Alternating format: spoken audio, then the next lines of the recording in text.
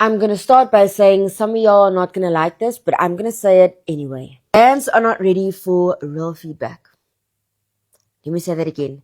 Brands are not ready for real feedback. I'll give you an example. As a creator, I should tell you whether I like a product, whether I don't like a product, what I like about it, what I don't like about it, pros, cons, etc. Let's say this product, for instance. I use this, love it in my home, but I can also tell you the things I don't like about it, like they don't offer a refill. You understand? When you start working with a brand, they want to tell you exactly what you have to say, not your experience about the product, but what you have to say. Personally, I've always steered away from it because it doesn't align with who I am and what I stand for. So no, you won't see that in my content. So basically, they lying to us for a quick check. This is what I'm hearing. This is what this influencer is saying, right? Do you see why I always say that influencers don't care about their audience, their subscribers and followers? Because why would you come online and be so performative and fake, right? Just because you're getting paid. Why would you sell us lies? You don't use this product, you don't know this product, but just because you've been approached by a brand, now you're willing to come online, the nerve to act it out, the audacity to be performative. Influencing is something else. With that said, hi and welcome back to the channel. Come closer, class is in session. So today I'll be talking about paid content that we get to see from our favorite influencers from time to time and just what I think of it, right? Now, advertising something to your audience that you don't understand or that you don't use yourself is very much typical influencer behavior. And this is why this type of content get low views and low engagement, simply because as subscribers and followers, we are aware of the BS, right? Influencers lie to us all the time and they don't mind selling us lies, right? And honestly, you'd be a fool to believe them at this point, honestly, right? Now, today I'm going to talk about brands. I'm going to talk about why I think this type of content is cringe. I'm going to talk about the influencers themselves and what I think about this whole thing, right? Now let's get into it. The first thing I'm going to start off is saying that there are common mistakes that influencers make when it comes to paid partnership content, right? And the first is how these influencers tend to quickly want to turn their content into an instant ad, right? Instead of including these products naturally into the type of content they create. I'll give you an example, right? I'm going to use a lot of examples for this video. So if you're pregnant and you get a baby and give birth, obviously missing what do you call nappies in your content and videos, that will make it flow. It will be a natural thing, right? If you're cooking and I see spices and you work with a spicing company or whatever the case may be, that will make sense to me, right? But for someone like Thick Dule, and she dance, she's a comedian, she does skits. If I can see something like Colgate, then I'm gonna start questioning what is she doing, because I know that's not the type of content she puts out there, right? And immediately when I see that, I scroll, right? I scroll, I pause that content because I know what you're about to do next. You are going to convince me to buy this product or use this product simply because you want to get paid, right? And I'm sorry, it does come across as you being mean, but honestly, it's just so cringe to watch because you've never mentioned the product before. I've never seen the product in your content. So why the fuss, right? They paid you, now you're trying to convince me otherwise. And it just comes across and it's screaming, you're not authentic. And I don't like that, right? And a lot of influencers do this. They really do this, and it's very difficult. And I'll give you another example.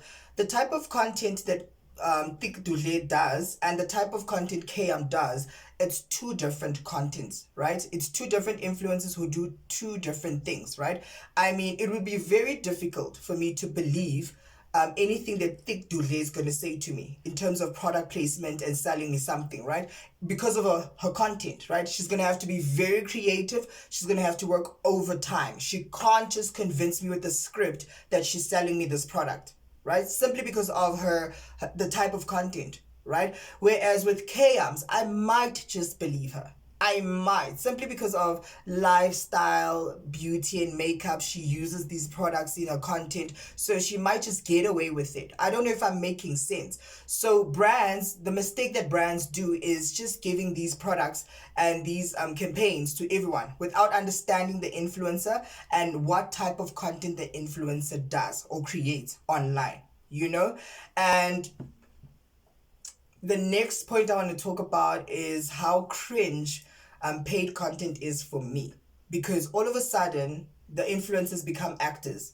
They put on accents, they have professional voices, and I'm like, what's going on? You know, normally Tik Duhle will be there just dancing and make me laugh. The minute she starts opening her video with, hi guys, this product does this and this, I'm gone. Do you understand what I'm saying? So I don't know how to put it, but it's very complicated. And I think the thing that brands need to understand is that you can't just give these campaigns or these products to just anyone, right? And also the next best thing I'm going to talk about is how brands fail influencers simply because all of these things are scripted, right? They have to say it word for word.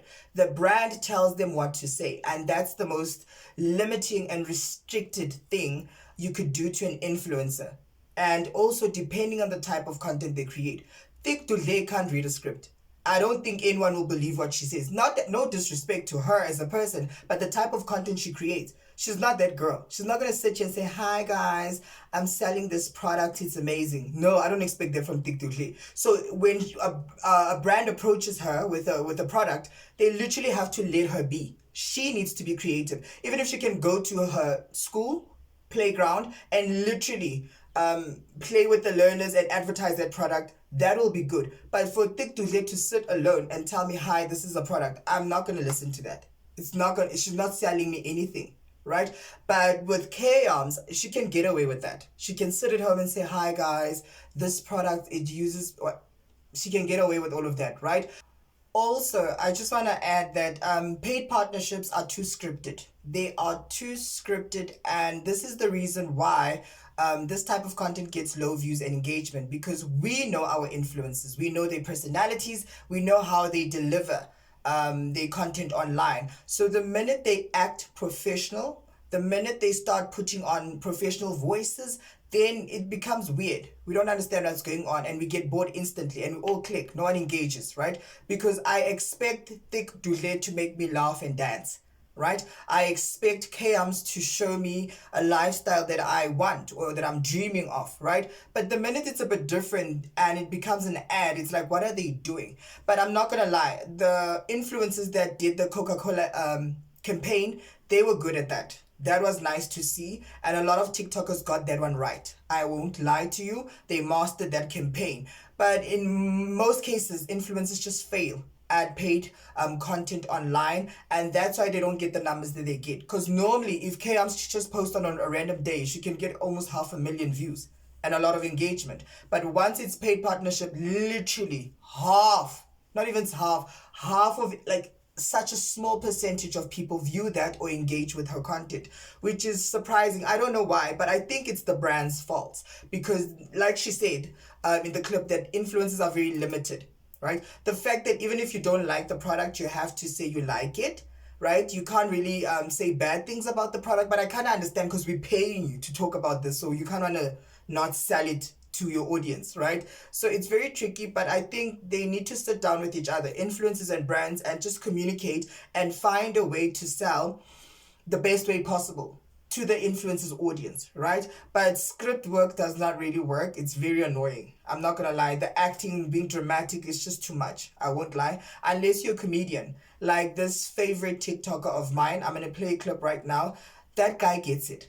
He is so funny. He gets it. And I love how these businesses are using him so that they can advertise their businesses, right? He gets it. And he's one of the few that literally hits it every time. And it's literally his storytelling, him being dramatic and authentic at the same time. We can all relate to him, you know? He will go to these warehouses where they sell building materials and he'll just be authentic and real, and it's like, this is what you called paid partnership content, and he does it well. I won't lie, but I won't lie, from our influencers it's very restricted. simply because of the scripts and the demands from the brand, as well as the type of content the influencer creates, right? Tell me what you think. Do you guys enjoy paid content online? For me personally, I do not. The only influencer I really enjoy is Snekugu. I'm not gonna lie, Snake Google is good at it. She can sell me anything. She can sell me shoes. She can sell me a chicken. I don't care. I'll buy it because she's really good at it. But when you look at it, it's part of her content. It's lifestyle. It's very modern. It flows like that. To say, oh, I'm a wife. I can sell you this kitchen appliances. You know, I'm a woman. I can sell you fashion. Do you understand what I'm saying? With her, she makes it look easy. She's really also one of the few that's really good at paid content. But the rest, no. The minute they start putting on an accent, a professional voice, and acting, I'm like, I scroll, right? With that said, please don't forget to subscribe, like, comment, and share. I'll see you next time. Bye, guys.